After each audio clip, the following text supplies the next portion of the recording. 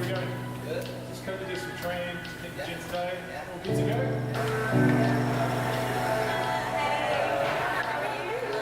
Thank you.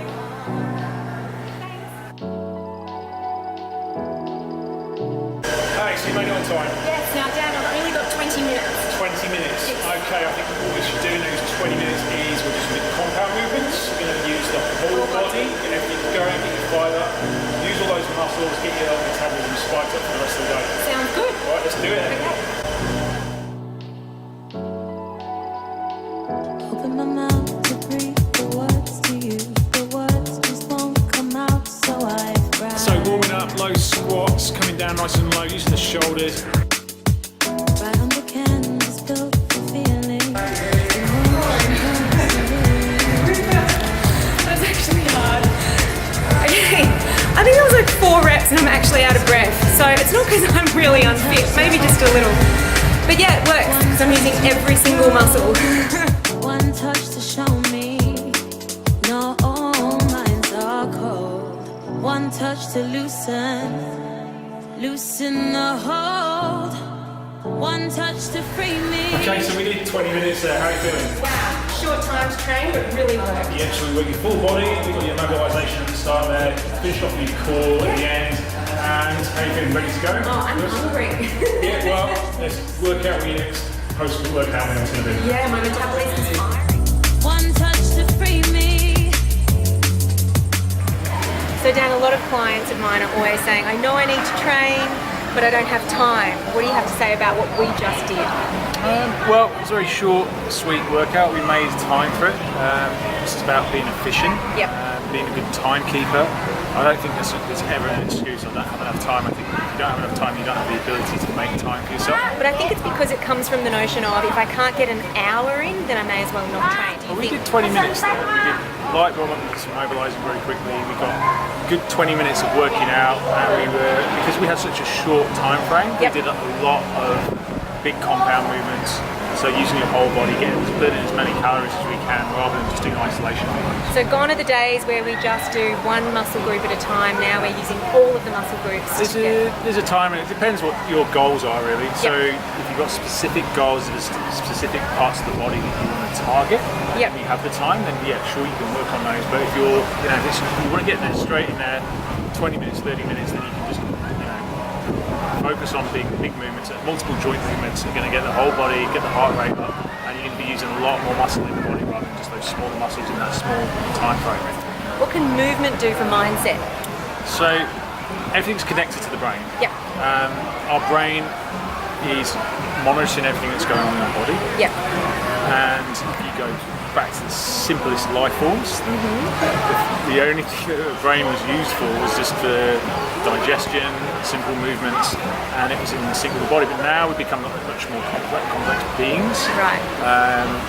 That we neglect movement in our system. We just sat down either in front of the screen. Up to 8 social hours a media. day. Yeah, and there's no movement going on, so there's no interaction. The body's not engaged, and this has a knock-on effect to the brain as well. So the more movement you can engage in per day, the more brain function, the more focus, more concentration, and mood elevation you're going to have. Yeah, and the better everything works within the body. I mean, movement runs the brain. I know if God forbid we had to have a car accident, the first thing that would happen when we're in hospital is a physiotherapist or a physical therapist would actually be employed to come in and move your limbs around to make sure that the brain was continuing to work. Yeah, it's all connected. So you've got to remember that this is a muscle as well. Yeah, okay. They need to work in sync to be in harmony. You can't just train this and neglect this, or you can't just train this and neglect this. They've got to be both trained, and you can use both to bounce off each other and get the most out of your life. And I've never heard of a person that hated how they felt after a workout. It's a love-hate relationship, isn't it? Yeah, well, that's it. When I said a moment ago about the mood thing, it's elevating your mood. It's releasing those endorphins. It's putting it's back to the stress thing as well. If you're stressed out and you've got too much on your mind, sometimes a simple thing, a walk or some simple exercises, 20 minutes, 30 minutes plus, it's going to make a big difference. So there's a lot of research that helps you to understand that it's about what? mindset and mental illness. There's also depression as well. That's a topic I spoke about in a past video I made a couple of weeks ago. These are all related. So research has come out recently is that even an hour a week can make a big difference. Wow. That can have a big repercussion on your mood set and depression. But if you're, you need to break out of that to get the movement. So somewhere you've got to break out. That's where you've got to make that step, make that decision. Work out where you're going wrong, and then start working on that weakness, and then that will transcend everything else you do. I just let you have full reign, and you just told me what to do basically in the gym, but not everybody's like that. Some people know specifically what they want to train, and I mean, I know some clients have said to me that she really loved yoga, but she fell out of love with yoga because she thought that she looked fat in her yoga pants. But I actually said, show me your yoga pants, and she wasn't wearing the right pants. Something like that can make a really big difference. I'm serious. I mean, you've got to get ones with, the high waistband, and she can feel better about how she looks, and now she's getting to do something that she loves.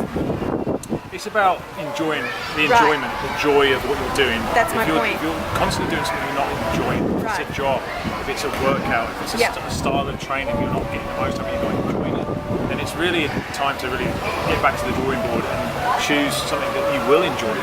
Some people might enjoy yoga, some people might hate yoga, some people might love doing circuit training, some people might love doing cardio or weights training, or some people like to mix it up and I like to do all of those. So it's having more diversity in what you're doing and changing things around, so you get more enjoyment and you're trying new things, not new things all the time. As long as you're moving, and as you can see here at Vin's Recreation, there are so many things to do, everything from soccer to tennis to swimming to gym. There's no excuse not to move, right? Yeah, exactly. There's so much here, there's so much variety here. Just look at these people here just playing football, soccer, depending where you're from in the world. I'm from the UK, so I call it football. It's a nice environment. It's just nice to be around other people who are, being active, in general. Now let's just talk about how you've got to have the motivation to exercise, but then exercise gives you motivation to do other things. It's like chicken or the egg. What came first? What do we do? So how do we get going? it's getting out. It's that being caught in the trap. Find I'm feeling something you down like. because I don't exercise and I don't feel like I have the motivation to exercise. But then when you start exercising, it gives you motivation. So it's breaking the chain. It's finding out what your trigger is. What is the reason why you want to make a difference? Why do you want to exercise? Oh my God, so you're just speaking my language. language. Go onto a whole tangent on this one. Just speaking my language. In fact, we will do a video about this because that's what a wellness coach does. It helps you, or they help you, to discover your why, which is your greater purpose. Yeah, and a lot of people just probably not know where that why is, or they know there's a reason, there's something there, but they just need to write it down and have it real clear. It's going to be the trigger to get out of that. I have a whole rut, section in my book Wellness Loading about finding your why and a place where you can actually write it down. But my key thing is to make sure that your purpose is greater than yourself. So it has to be, your why has to be a reason that's greater than you. I'm doing it because I want to be a better grandparent, or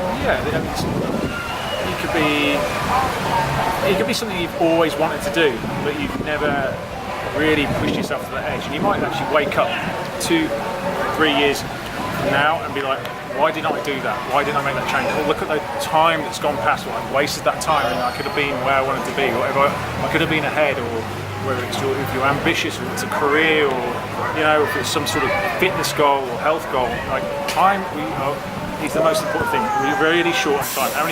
What's the average life expectancy? Well, I thought it was 82, but apparently you're saying it's now 70 something. I think it's somewhere in the 70s, mid-70s. So that's 75. Let's say 75 summers you've got. How many summers have you got left? Well, when you live in Bali, you have summer every day, so you've got this sorted. Yeah, it depends where Bali, Australia. If you're like me from the UK, you only get maybe 2 or 3 weeks of summer, so you really got to make the most of it unless you go on holiday. So we're talking about quality of life here. What kind of quality of life do you want to have? But isn't it interesting that from a holistic approach, this whole movement concept actually becomes so much broader than just aesthetics? It is, yeah. It plays a big, it transcends into the quality of your life. Looking good is a byproduct, but that's not the be all in the end. Right. Do you want to be more active longer? into old age? Do you want to be able to, like, if you're a parent, do you want to be able to be more active with your children, play sports with your children, or a grandparent, for example? Or just be able to pick up the grandchild for a cuddle. Little things like that, yeah. I mean, some people are not moving enough, and that's literally a problem for them. Exactly. Thanks, guys. I hope you take some points away from that. I think it's quite educational, and maybe apply some of those rules and principles into your own lifestyle. Bye.